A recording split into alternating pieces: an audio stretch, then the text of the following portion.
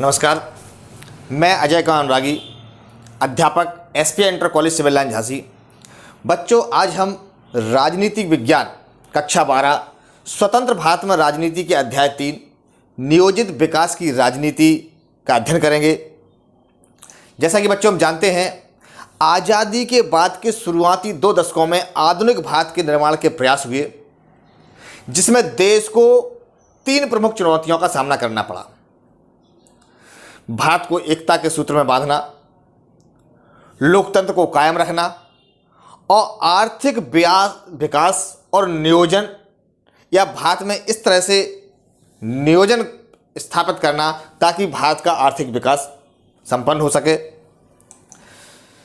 तो इस अध्याय में हम आर्थिक विकास के कुछ बुनियादी सवालों के लिए राजनीतिक फैसले क्या लिए गए उसका अध्ययन करेंगे। सबसे पहले हम जानेंगे कि विकास को लेकर के मुख्य बहसें क्या हुई तथा इनको लेकर के कौन कौन से अहम फैसले हुए। पहले 2 दशकों में हमारे नेताओं ने कौन सी राजनीति अपनाई और उन्होंने ऐसा क्या किया, इस राजनीति की मुख्य उपलब्धियां क्या थीं और इसकी सीमाएं क्या थीं। बाद के सालों में इस राजनीति को क्यों छोड़ दिया गया। सबसे पहले हम समझने का प्रयास करते हैं नियोजन क्या है या नियोजन से क्या तात्पर्य है। तो बच्चों, वर्तमान परिस्थितियों को ध्यान में रखकर किसी लक्ष्य की प्राप्ति के लिए भविष्य की रूपरेखा तैयार करने के लिए आवश्यक क्रियाकलापों के बारे में चिंतन करना आयोजन या नियोजन या प्लानिंग कहलाता है। यह प्रबंधन का सबसे महत्वपूर्ण एक घटक है। अगर हम आर्थिक नियोजन के उद्देश्यों की बात करें तो आर्थिक नियोजन के मुख्य रूप से 6 उद्देश्य हैं। आर्थिक विकास को बढ़ावा देना, मानव संसाधन का विकास करना, गरीबी एवं बेरोजगारी की समस्या का निवारण करना, सामाजिक न्याय एवं आत्मनिर्भरता प्राप्त करना, समावेशी विकास करना तथा निवेश एवं पूंजी निर्माण में वृद्धि करना। तो यह आर्थिक नियोजन के प्रमुख उद्देश्य हैं। आजादी के समय विकास के सवाल पर कुछ प्रमुख मतभेद रहे हैं। राष्ट्रवादी नेताओं के मन में यह बात साफ थी कि आजाद भारत की सरकार के आर्थिक सरोकार अंग्रेजी हुकूमत के आर्थिक सरोकार से एकदम अलग होंगे तथा वे उनको पूरा करने के लिए आर्थिक प्रणालियां अपनाएंगे। इस प्रकार विकास के मॉडल को लेकर के भारतीय नेताओं में मतभेद था कि विकास का कौन सा मॉडल अपनाया जाए तथा आज़ादी के वक्त हिंदुस्तान के सामने विकास के 2 प्रमुख मॉडल प्रस्तुत किए गए। 2 प्रमुख उस समय जो मॉडल थे उनको लोगों ने समझा, हमारे राजनीतिज्ञों ने उस पर विचार विमर्श किया। उसमें सबसे प्रमुख था उदारवादी पूंजीवादी मॉडल और दूसरा था समाजवादी मॉडल। अगर हम उदारवादी पूंजीवादी मॉडल की बात करें तो यह यूरोप के अधिकतर हिस्सों और संयुक्त राज्य अमेरिका में यही मॉडल अपनाया गया था और वहाँ यह मॉडल जो है कारगर भी साबित हुआ। इसके वजह से वहाँ की काफ़ी प्रगति हुई। अमेरिका जो है आर्थिक रूप से काफ़ी सुदृढ़ हो गया। आर्थिक क्रियाओं में सरकार का कोई हस्तक्षेप नहीं होता है इस मॉडल के अंतर्गत। अतः भारत के जो कई राजनेता थे वह विचारक थे, वह भारत को आधुनिक बनाने के लिए विकास के इसी मॉडल को अपनाने के पक्ष में थे। जो दूसरा मॉडल है समाजवादी मॉडल, यह मॉडल समाजवादी मार्क्सवादी विचारधारा पर आधारित है। इसमें आर्थिक क्रियाओं में राज्य या सरकार का हस्तक्षेप होता है। इसे सोवियत संघ ने अपनाया था और सोवियत संघ जो है वह समाजवादी मॉडल को अपना करके अपने देश को आर्थिक प्रगति की ओर ले जा रहा था। तो हमारे देश के राजनीतिज्ञों के सामने 2 ही मॉडल थे, उदारवादी और आदर्शवादी। तो कुछ लोग जो हैं पश्चिमी देशों की तरह आधुनिकीकरण की प्रक्रिया जो है उसको अपनाने के पक्ष में थे, तो कुछ लोग जो हैं समाजवादी मॉडल को अपनाने के पक्ष में थे। इस प्रकार कुछ लोग औद्योगिकरण को उचित रास्ता मानते थे और इस माध्यम से भारत को विकास की दशा की ओर मोड़ना चाहते थे। कुछ लोगों की नज़र में कृषि का विकास करना और ग्रामीण क्षेत्रों की गरीबी को दूर करना सर्वाधिक महत्वपूर्ण समझा जाता था या उनकी नज़रों में यह सर्वाधिक जरूरी था। अगर हम भारतीय नेतृत्व में दूसरा जो मतभेद है निजी क्षेत्र तथा सार्वजनिक क्षेत्र, उसको देखें तो इसकी प्राथमिकताओं को लेकर भी विचार विमर्श हुआ कि सार्वजनिक क्षेत्र को अपनाया जाए या निजी क्षेत्र को अपनाया जाए।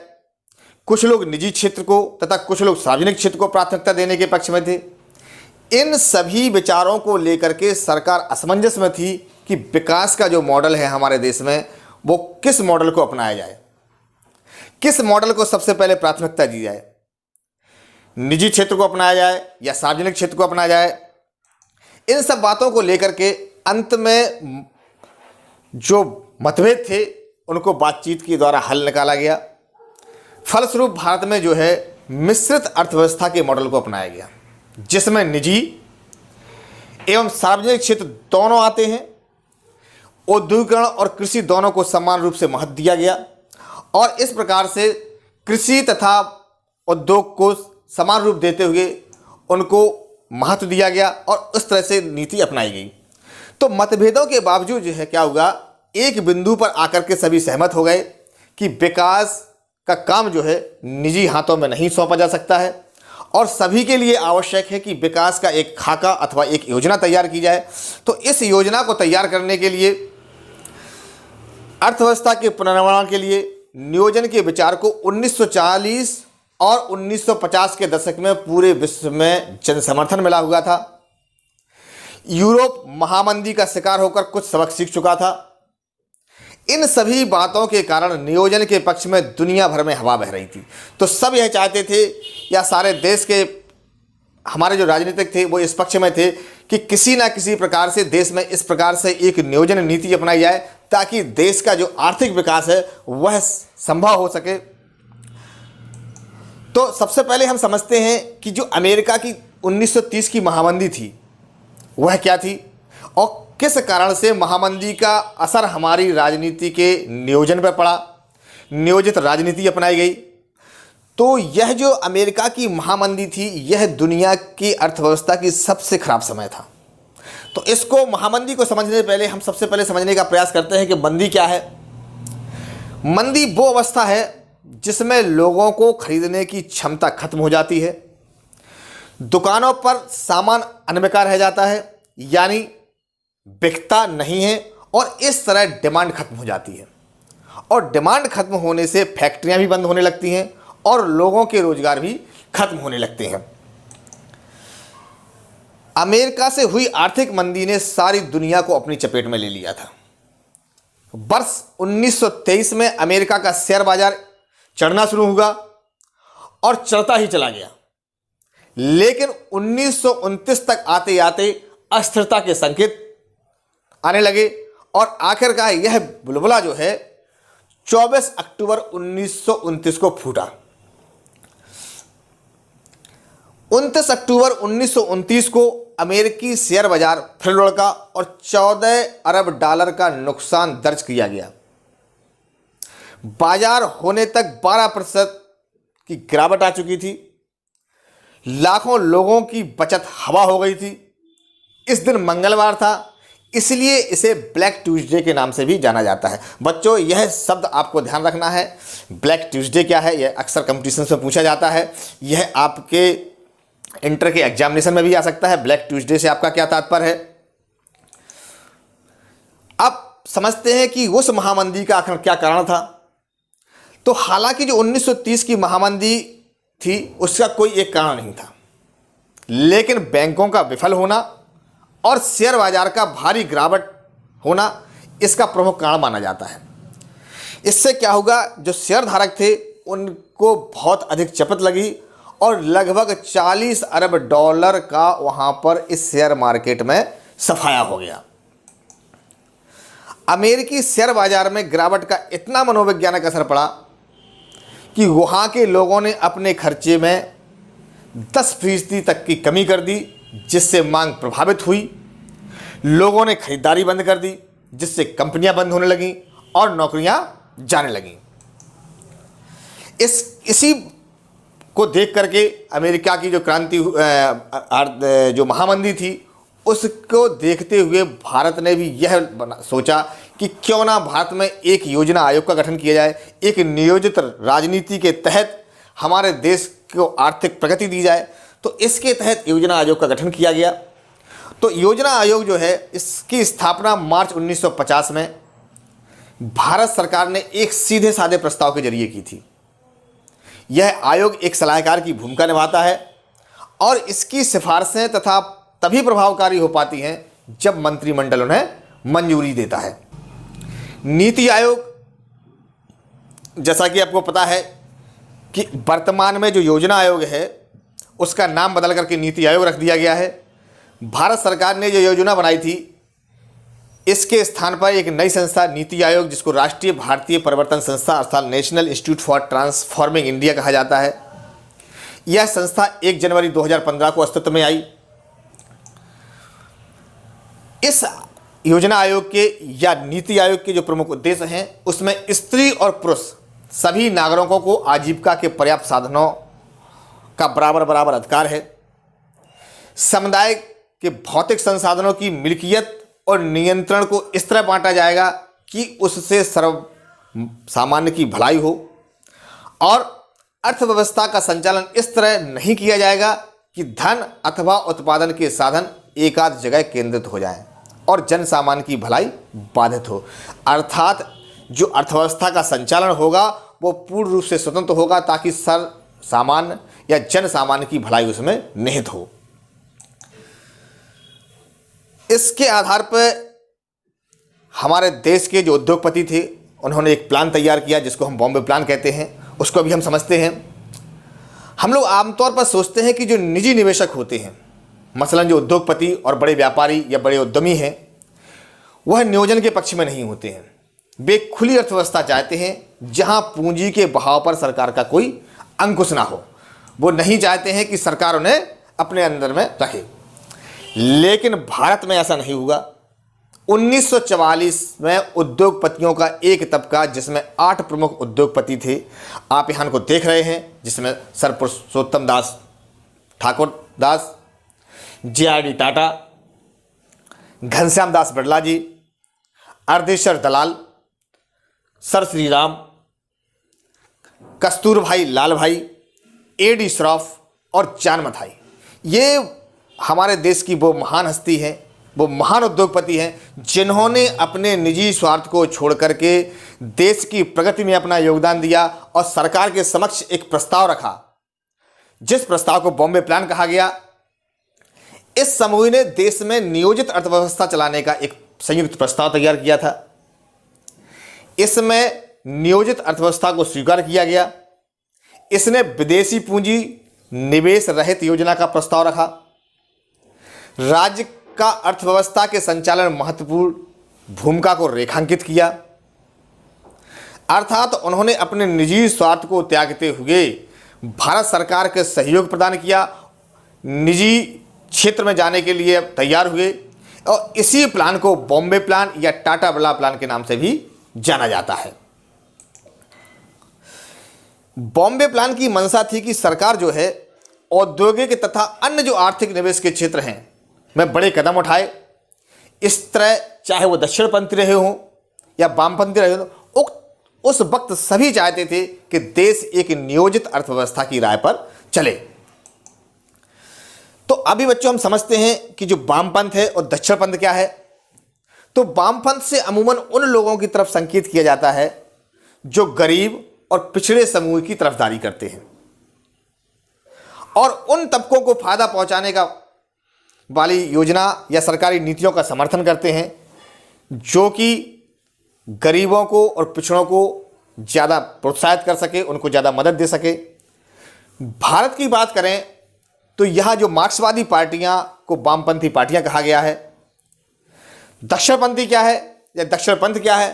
तो दक्षिणपंथ से उन लोगों को इंगित किया जाता है जो मानते हैं कि खुली स्पर्धा और बाजार मूलक अर्थव्यवस्था के जरिए ही प्रगति हो सकती है। हिंदुत्व की विचारधारा वाली पार्टियों को हमारे भारत में दक्षिणपंथी पार्टी कहा गया है। तो बच्चों, क्या आप बता सकते हैं 1960 के दशक में कौन से ऐसे दल थे जो वामपंथी थे और कौन से ऐसे दल थे जो दक्षिणपंथी थे? और आज के दौर में बता सकते हैं कि जो कांग्रेस पार्टी है वह वामपंथी है या दक्षिणपंथी है। आज़ाद भारत या भारत के आज़ाद होते ही योजना आयोग हम समझते हैं कि जब अस्तित्व में आ गया तो प्रधानमंत्री इसके अध्यक्ष बने और भारत अपने विकास के लिए कौन सा रास्ता और रणनीति अपनाएगा यह फैसला करने में इस संस्था ने केंद्रीय और सबसे प्रभावशाली भूमिका निभाई। तो योजना आयोग के बनते ही भारत के नियोजित विकास की राजनीति प्रारंभ हुई। इसमें पंचवर्षीय योजनाओं को प्रारंभ किया गया।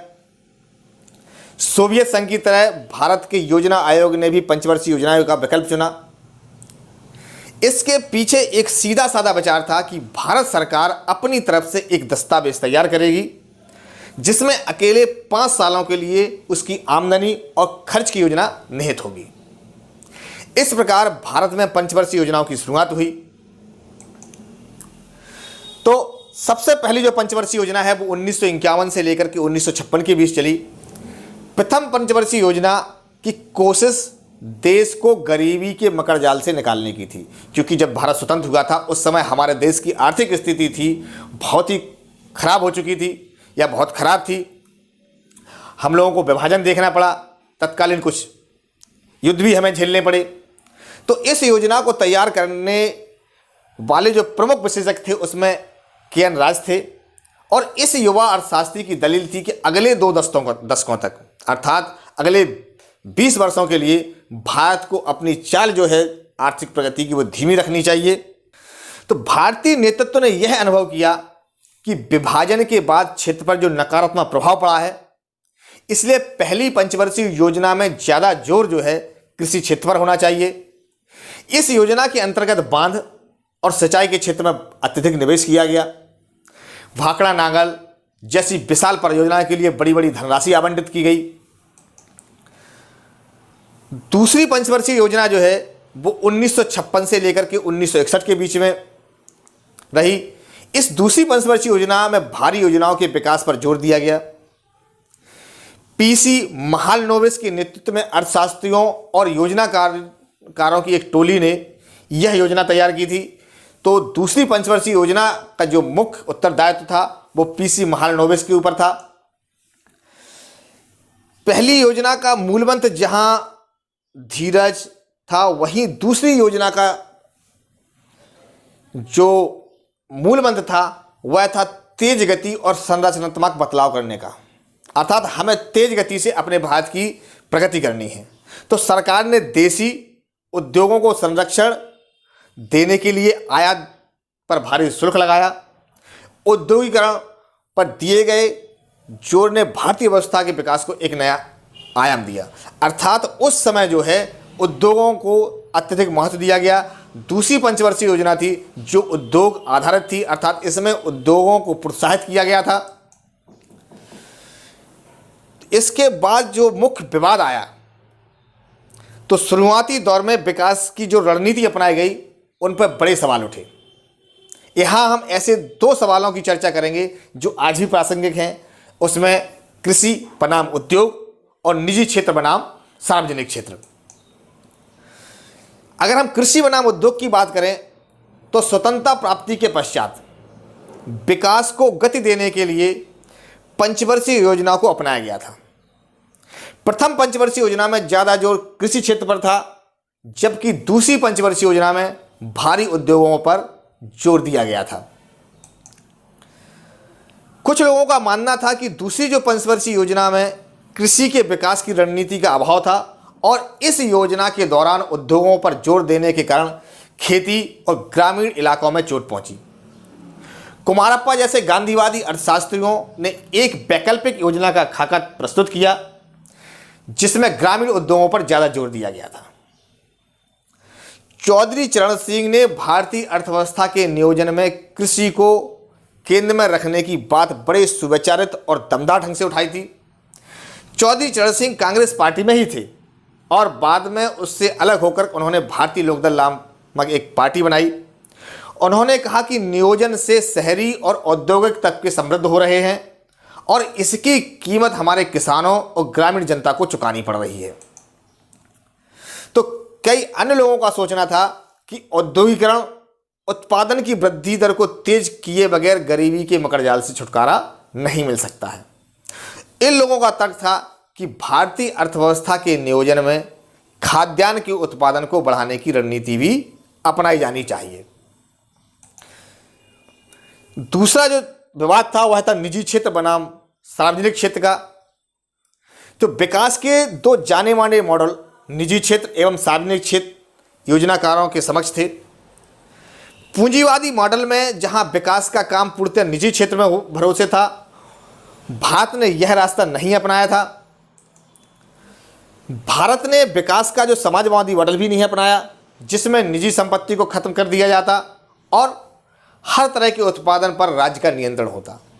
इन दोनों मॉडल की कुछ बातों को लेकर के अपने देश में इन्हें मिले जुले रूप में लागू किया गया, अर्थात भारत में एक मिश्रित अर्थव्यवस्था को अपनाया गया था।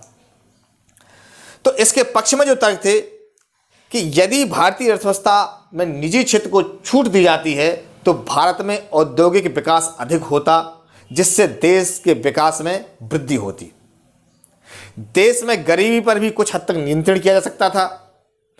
अंतर्राष्ट्रीय प्रतियोगिता में भी भारत और आगे निकल जाता या निकल सकता था तथा लोगों को रोजगार के अधिक अवसर प्राप्त हो सकते थे। इसके विपक्ष में जो तर्क था वह था लोकतांत्रिक व्यवस्था में सभी के हितों का ध्यान रखने के बारे में विचार विमर्श होता है। निजी क्षेत्र में छूट देने से समाज में प्रतिस्पर्धा और प्रतियोगिता का वातावरण बना रहता है, जिससे समाज के आर्थिक वर्गों के बीच असमानता एवं विषमताएं बढ़ जाती हैं। निजी क्षेत्रों के अधिक आगमन से पूंजीपतियों का विकास होता है। इतना ही नहीं, निजी क्षेत्रों के हस्तक्षेप से कृषि का भी अवहेलना होती है। तो यह इसके विपक्ष तर्क थे। इसको हम देखते हुए केरल में एक मॉडल तैयार किया था, जिसे केरल मॉडल कहा जाता है, जो विकेंद्रित नियोजन के नाम से जाना जाता है। अर्थात जरूरी नहीं है कि हर नियोजन जो है वो केंद्रीकृत हो। ऐसा भी नहीं है कि नियोजन का मतलब हमेशा उद्योगों और बड़ी बड़ी परियोजनाओं से ही लगाया जाए। केरल में विकास और नियोजन के लिए जो रास्ता चुना गया उसे केरल मॉडल कहा जाता है। यह जो मॉडल है, इस मॉडल में शिक्षा, स्वास्थ्य, भूमि सुधार, कारगर खाद्य वितरण और गरीबी उन्मूलन पर जोर दिया गया है। केरल में प्रति व्यक्ति आय अपेक्षाकृत कम है और यहां औद्योगिक आधार भी तुलनात्मक रूप से कमजोर रहा है। इसके बावजूद केरल में साक्षरता दर जो है वो 100% है। आयु प्रत्याशा भी यहां बढ़ी हुई है और शिशु मृत्यु दर, मातृ मृत्यु दर और जन्म दर भी यहां पर कम है। केरल में लोगों को कहीं ज़्यादा चिकित्सा सुविधा मुहैया है, अर्थात तो वहाँ पर बिना सरकारी योजना के, बिना नियोजित राजनीति के, बिना नियोजित अर्थव्यवस्था के भी वहाँ के लोगों ने एक केरल मॉडल तैयार किया था, जो कि देश की प्रगति में अपना योगदान दे रहा था, वहाँ जहाँ पर लोगों की जीवन प्रत्याशा भी बढ़ी थी। अगर हम नियोजित विकास के प्रमुख परिणामों या उपलब्धियों की बात करें तो उसमें निकल करके मुख्य रूप से 4 उपलब्धियां या परिणाम सामने आते हैं, जिसमें पहला है विकास योजनाओं की शुरुआत हुई, भूमि सुधार किया गया, हरित क्रांति देश में हुई, हमारे देश में श्वेत क्रांति हुई। तो इस प्रकार से इन चारों जो उपलब्धियां हैं, परिणाम है, उसका हम क्रमशः अध्ययन करते हैं। सबसे पहले जो विकास परियोजनाओं की शुरुआत है, तो सार्वजनिक क्षेत्रों में भारी उद्योग जैसे कि इस्पात संयंत्र, तेल शोधक कारखाने आदि की स्थापना हुई। सिंचाई और बिजली उत्पादन के लिए शुरू की गई भाखड़ा नांगल और हीराकुंड जैसी विशाल बांध परियोजनाएं इसमें शामिल हैं, उसकी शुरुआत की गई। परिवहन और संचार साधनों का विकास हुआ। तो जो नियोजित राजनीति हमारे देश में अपनाई गई थी, उससे आप देख रहे हैं कि किस प्रकार से विकास परियोजनाओं को गति मिली और हमारे देश में विकास हुआ। लेकिन दूसरा, अगर हम भूमि सुधार और हरित क्रांति से पूर्व कि उसमें हरित क्रांति क्यों हुई या भूमि सुधार क्यों हुआ, तो उसके पीछे का यदि हम कारण जाने तो वहाँ पे सबसे प्रमुख उसका कारण जो था वह था खाद्य संकट। खाद्य संकट हमारे देश में 1960 के दशक में कृषि की दशा जब बद से बदतर होती गई, तो तो 1965 से 1967 के बीच देश में अनेक हिस्सों में सूखा पड़ा और इसी अवधि में भारत ने 2 युद्धों का सामना भी किया। उसे विदेशी मुद्रा के संकट को भी झेलना पड़ा। तो हमारे देश में जो है 1970 के दशक में खाद्य संकट झेलना पड़ा। देश के अनेक भागों में अकाल जैसी स्थिति आन पड़ी। बिहार में खाद्यान्न संकट सबसे ज़्यादा विकराल हो गया। खाद्यान्न के अभाव में कुपोषण बड़े पैमाने पर फैला और इससे गंभीर रूप धारण कर लिया। अब योजनाकारों के सामने पहली प्राथमिकता तो यही थी कि किसी भी तरह खाद्यान्न के मामले में हम अपने देश को आत्मनिर्भर बनाएं या आत्मनिर्भरता इसमें हासिल की जाए। तो दूसरा हमारा जो भूमि सुधार है वह खाद्यान्न संकट जो था, खाद्य संकट हमारे देश में आया था, उसका प्रतिफल रहा है। दूसरा भूमि सुधार जो किया गया, इसमें जमींदारी प्रथा को समाप्त कर दिया गया। किसी बहुत बड़े भूभाग पर जमींदारों का जो अधिकार था उसको समाप्त करना हमारे देश की बहुत बड़ी उपलब्धि रही है। इस साहसिक कदम को उठाने से जमीन जो उस वर्ग के हाथ से मुक्त हो गई जिसे कृषि में कोई दिलचस्पी नहीं थी, अर्थात उनके पास भूमि तो थी लेकिन वो कृषि करना नहीं चाहते थे। इस तरह से अनावश्यक रूप से बिना उपयोग के वह कृषि हमारे देश में पड़ी हुई थी। और दूसरा जो इसमें सुधार हुआ भूमि में वह था जो जमीन के छोटे छोटे टुकड़े थे उनको एकत्रित किया गया, उनको एक साथ करने का प्रयास किया गया, जिसको कि चकबंदी किया गया। बच्चों, आप इस चकबंदी शब्द को पूर्व की कक्षा में अध्ययन कर चुके हैं। तो चकबंदी से क्या हुआ कि हमारे देश के जो छोटे छोटे टुकड़े के खेत थे वो एकत्रित हुए, किसी एक काश्तकार को वो दे दिए गए और उन्होंने उस पर बहुत ही अच्छे ढंग से अपनी कृषि की और अपनी उन्नति की और उसका प्रभाव हमारे देश की आर्थिक स्थिति पर भी पड़ा। तीसरा है हरित क्रांति। सरकार ने उच्च गुणवत्ता के बीज, उर्वरक, कीटनाशक और बेहतर सिंचाई सुविधा बड़े अनुदान मूल्य पर मुहैया कराना शुरू किया। सरकार ने इस बात की भी गारंटी दी कि उपज को एक निर्धारित मूल्य पर खरीद लिया जाएगा। इस कारण खेती की पैदावार जो है उसमें वृद्धि होना प्रारंभ हो गई। हमारे देश में जो चौथी क्रांति है वह है श्वेत क्रांति। मिल्क मैन ऑफ इंडिया के नाम से मशहूर वर्गीस कुरियन ने गुजरात में एक सहकारी दुग्ध एवं विपणन परिसंघ की स्थापना की और अमूल की शुरुआत की। इसमें गुजरात के 25 लाख उत्पादक जो दुग्ध उत्पादक थे जुड़े। इस मॉडल के विस्तार को श्वेत क्रांति के नाम से जाना जाता है। 1970 में ऑपरेशन फ्लड के नाम से एक ग्रामीण विकास कार्यक्रम की भी शुरुआत की गई है। तो 1960 के दशक के अंत में भारत के आर्थिक विकास में एक नया मोड़ आता है। तो अगले अध्याय में हम पढ़ेंगे कि नेहरू की मृत्यु के बाद कांग्रेस प्रणाली संकट में घिरने लगी, क्या कारण रहा। 1967 के बाद की अवधि में निजी क्षेत्र के उद्योगों पर और क्या बाधाएं आईं। 14 निजी बैंकों का राष्ट्रीयकरण कर दिया गया। सरकार ने गरीबों की भलाई के लिए कौन कौन से ऐसे कार्यक्रमों की घोषणा की। तो बच्चों, अभी हमने इस अध्याय का अध्ययन किया। अब आपको गृह कार्य करना है। इस गृह कार्य में आप के लिए 2 प्रश्न हैं कि आज़ादी के समय विकास के सवाल पर प्रमुख मतभेद क्या थे, क्या इन मतभेदों को सुलझा लिया गया। दूसरा प्रश्न है पहली पंचवर्षीय योजना का किस चीज पर सबसे ज्यादा जोर था। दूसरी पंचवर्षीय योजना पहले से किन अर्थों में अलग थी। धन्यवाद।